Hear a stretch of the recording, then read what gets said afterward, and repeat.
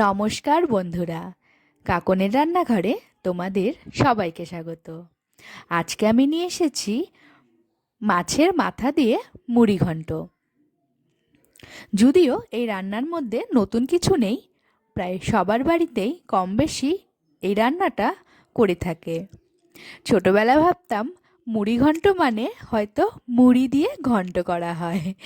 যাই হোক, কিন্তু আস্তে আস্তে যখন বড় হলাম তখন বুঝলাম না, আসলে মুড়ি মানে মাছের মুড়োকে বলা হয়। আমাদের মা এইভাবে রান্নাটা করতো। তো আজকে আমি সেই রেসিপিটাই তোমাদের সাথে শেয়ার করছি, কিভাবে আমার মা মুড়িঘণ্ট তৈরি করতো। তো দেরি না করে চলো দেখে নিই কীভাবে একদম ঝরঝরে মুড়িঘণ্ট তোমরা তৈরি করবে। দেখো, কোনো চাল কিন্তু কারোর সাথে লেগে নেই, একদম পুরো ঝরঝরা হয়েছে। তো চলো রেসিপিটা দেখে নিই।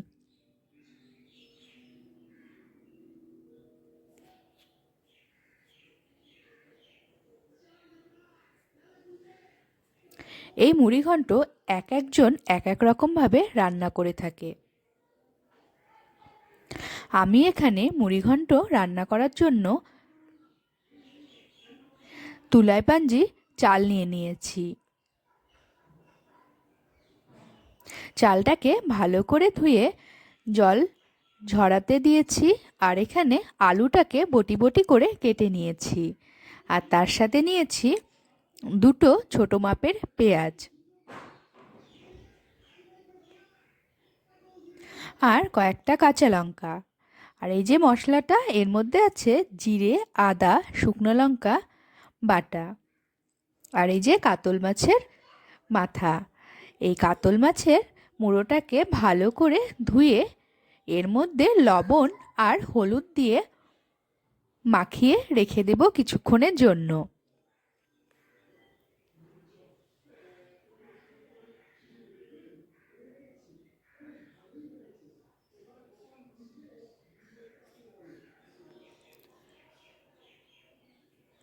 এই মুড়িঘণ্ট করার জন্য বেশিরভাগ কাতল মাছের মুড়োটাই তোমরা ব্যবহার করবে।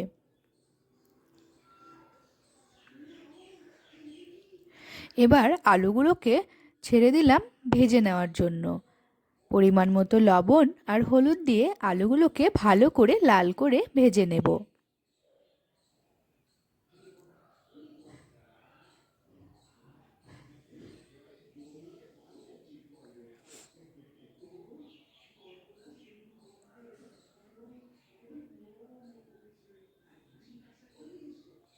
আলুগুলো প্রায় ভাজা হয়ে গেছে, এবার আমি একটি পাত্রের মধ্যে তুলে নিলাম। এবার মাছের মুড়োটাকে ভালো করে মাখিয়ে তেলের মধ্যে ছেড়ে দেব। তেলের মধ্যে দিয়ে এবার কড়াইটাকে ঢাকা দিয়ে রেখে দেব কিছুক্ষণের জন্য। তারপরে মাছের মাথাটাকে ভালো করে ভেঙে দেব। দেখো, ঠিক এইভাবে ভালো করে ভেঙে লাল করে ভেজে নিতে হবে।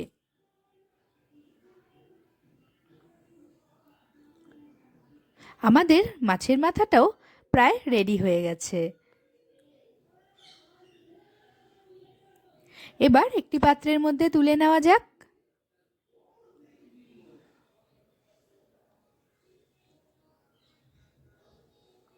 এবার কড়াইয়ে তেল গরম হয়ে গেলে তার মধ্যে আমি দুটো তেজপাতা আর এখানে আমি শুকনো লঙ্কা নিয়েছি, আর গোটা গরম মশলা, এলাচ, দারচিনি আর লবঙ্গ থেতো করে ফোড়ন দিয়েছি, আর দিলাম সাদা জিরে। আর এই যে পেঁয়াজ কুচি আর লঙ্কাটাকে ভালো করে দিয়ে লাল করে ভেজে নেব।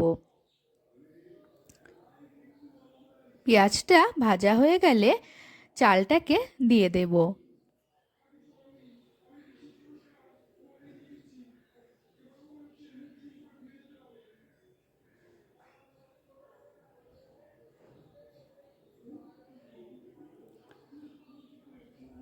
চালটাও হালকা ভেজে নিব।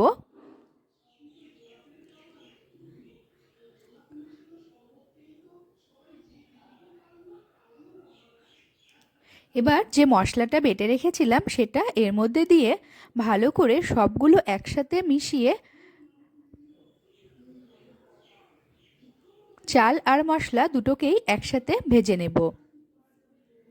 এবার পরিমাণ মতো লবণ আর পরিমাণ মতো হলুদটা দিয়ে দিলাম।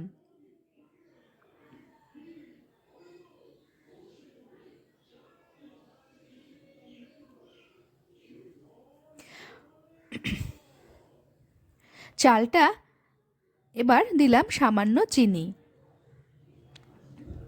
চালটা ভাজতে ভাজতে দেখবে একটা আওয়াজ হয়, মানে ভাজার যে আওয়াজ, সেই আওয়াজটা একটা পিটপিট করে আওয়াজ হয়, তখনই বুঝবে চালটা কিন্তু ভাজা হয়ে গেছে। এবার পরিমাণ মতো জল ঢেলে দেব। জলের মাপটা আমি তোমাদেরকে এখানে দেখিয়ে দিচ্ছি ঠিক কতটা পরিমাণে জল দিতে হবে। জল কম বেশি হয়ে গেলে কিন্তু চালটা গলে যাবে, মানে ঝরঝরা ভাবটা হবে না। তাই জলের মাপটা সবসময় সঠিক দিতে হবে।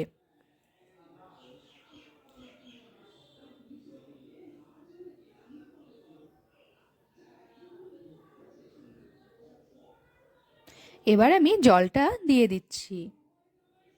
এখানে আমি 1 বাটি জল প্রথমে দিলাম, তারপরে আরও 1 বাটির মতো জল দেব।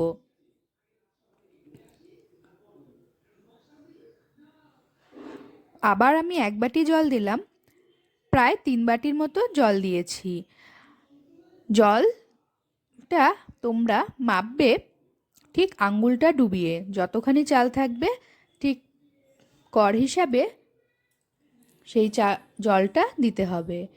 এবার চালটা হাফ সেদ্ধ হয়ে গেলে আমি আলু আর মাছের মুড়োটা যে ভেজে রেখেছিলাম সেটা দিয়ে দেব।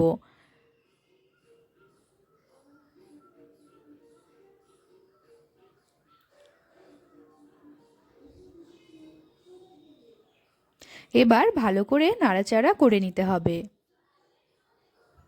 মাছ কিন্তু বাঙালির খুবই প্রিয় একটি খাবার। এমন কোনো লোক নেই যে মাছ খেতে ভালোবাসে না। মাছে ভাতে বাঙালি। তাই দেখো চালটাও কিন্তু সেদ্ধ হয়ে গেছে।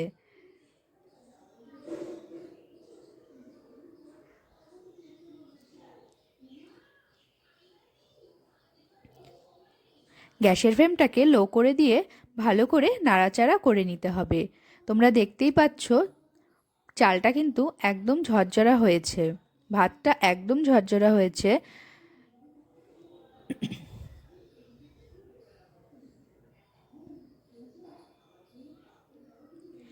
এবার ওপর দিয়ে কিছু পরিমাণে কিশমিশ আর 1 টেবিল চামচ ঘি দিয়ে দেব।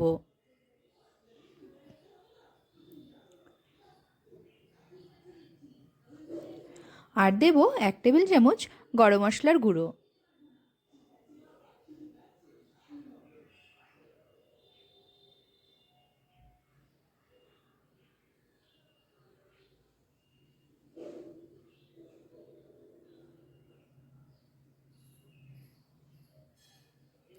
এবার এই তিনটাকে ভালো করে মিশিয়ে নিতে হবে।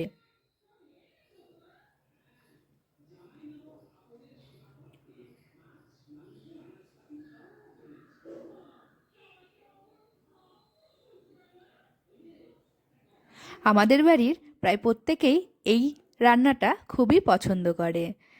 তাই আজকে এই রান্নাটা আমরা কিভাবে করি তোমাদের সাথে সেটাই শেয়ার করলাম। আশা করছি ভিডিওটা তোমাদের প্রত্যেকেরই খুব ভালো লাগবে।